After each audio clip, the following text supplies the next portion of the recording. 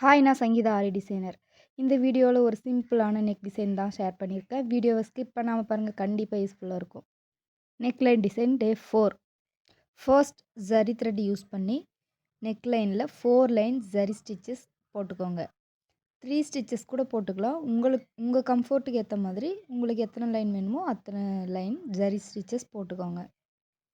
அப்படி இல்லைன்னா 2 line ஜரியிலையும் 2 line sari கலரில் சில்க் த்ரெட்டையும் யூஸ் பண்ணி போட்டுக்கோங்க. மொத்தம் 4 லைன் போட்டுக்கோங்க. நான் வந்து 2 லைனில் மட்டும் இன்றைக்கி ஜரி த்ரெட் யூஸ் பண்ணி லைன் போட்டிருக்கேன்.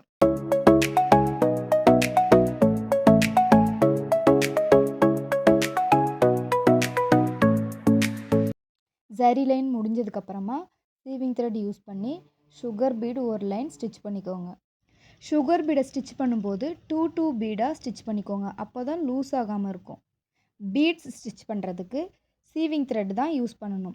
ஃபேப்ரிக் என்ன கலரோ அதே கலரில் த்ரெட்டு வாங்கி யூஸ் பண்ணிக்கோங்க.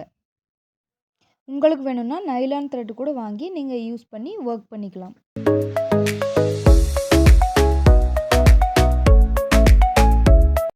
இப்போது சுகர் பீட் ஸ்டிச்சஸ் போட்டதுக்கப்புறமா பஞ்ச் பீடில் 4 mm சைஸ் பீட் எடுத்து சிங்கிள் பீடாக ஸ்டிச் பண்ணிக்கிறேன்.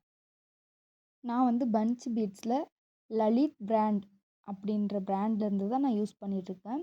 அந்த பிராண்ட் மோஸ்ட்லி கலர் ஃபேட் ஆகிறதில்ல, குவாலிட்டியும் நல்லாயிருக்கு. வேணும்னா நீங்கள் ட்ரை பண்ணி பாருங்கள். 4 mm பீட் ஸ்டிச் பண்ணதுக்கப்புறம் அகெயின் ஒரு லைன் சுகர் பீட் ஸ்டிச் போட்டு கம்ப்ளீட் பண்ணிக்கலாம்.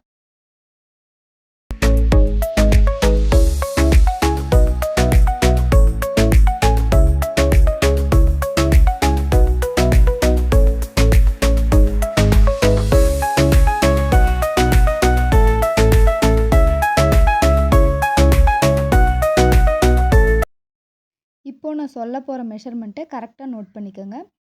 ஸ்கேல் வச்சு 1 இன்ச்சு டிஸ்டன்ஸுக்கு ஒரு மார்க் பண்ணிக்கோங்க. அடுத்து நம்ம போட்டிருக்க சுகர் பீட்லேருந்து ஒரு 1/2 இன்ச்சு டிஸ்டன்ஸில் ஒரு மார்க் பண்ணிக்கோங்க. மார்க்கிங் ஒர்க் கம்ப்ளீட் பண்ணதுக்கப்புறமா நம்ம 1 இன்ச்சு மார்க் பண்ணியிருந்தோம் இல்லையா, அங்கே வந்து 4 mm பீடு யூஸ் பண்ணி ஒரு ஸ்டிச் போட்டுக்கலாம்.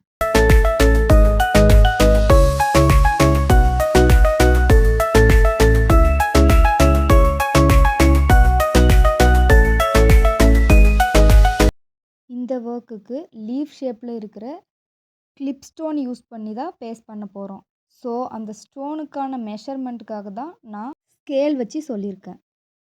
நெக்ஸ்ட் B7000 க்ளூ யூஸ் பண்ணி அப்ளை பண்ணிக்கோங்க. And main thing, clue apply பண்ண உடனே ஸ்டோன் வந்து பேஸ்ட் பண்ணிடுங்க.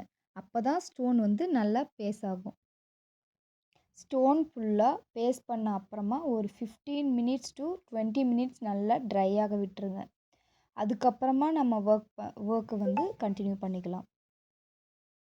ஸ்டோன்ஸ் நல்லா ட்ரை ஆனதுக்கப்புறமா நான் நார்மல் நீடில் எடுத்து சில்க் த்ரெட் யூஸ் பண்ணி ஒரு லாங் ஃப்ரெஞ்ச் நட் தான் யூஸ் பண்ணியிருக்கேன். ஸ்டோன்ஸ்க்கு இடையில் கேப் இருக்குது இல்லையா, அங்கே ஒரு சீக்வன்ஸ் வச்சு லாங் ஃப்ரெஞ்ச் நட் யூஸ் பண்ணியிருக்கேன்.